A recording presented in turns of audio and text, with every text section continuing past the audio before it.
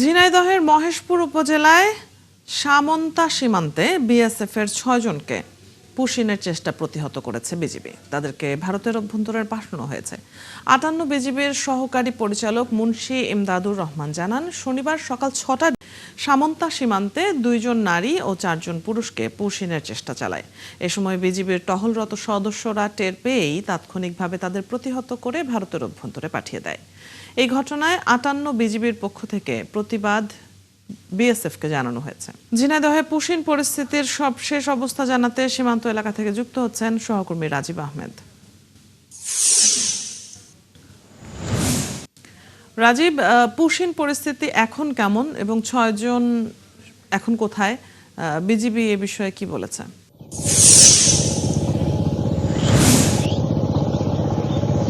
অদিতি, নিশ্চয় আপনি জানেন যে আজকে সকালে ভারতীয় বিএসএফ মহেশপুর উপজেলার সীমান্ত দিয়ে সুযোগ বুঝে তারা ২ জন নারী এবং ৪ জন পুরুষ অর্থাৎ ৬ জনকে পুশিনের চেষ্টা করে টহলরত বিজিবি সদস্যরা সেটি বাধা দেয় এবং ভারতের অভ্যন্তরে বর্তমানে ৬ জন নারী পুরুষ রয়েছেন।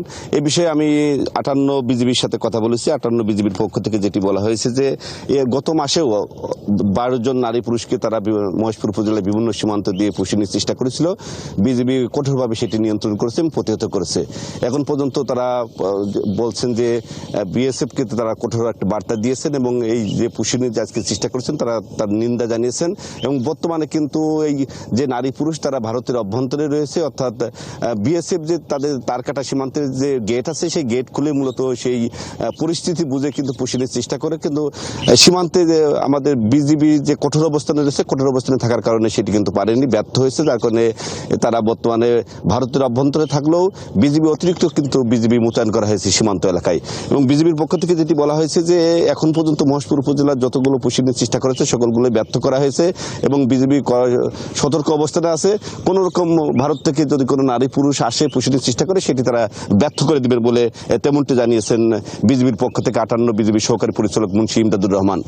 ধন্যবাদ। আপনার কাছ থেকে আমরা সীমান্তের এই মুহূর্তের পরিস্থিতি জেনে নিচ্ছিলাম। দর্শক, ঝিনাইদহতে সীমান্তে পুশিনের খবর নিয়ে সহকর্মী রাজীব আহমেদ যুক্ত ছিলেন এতক্ষণ।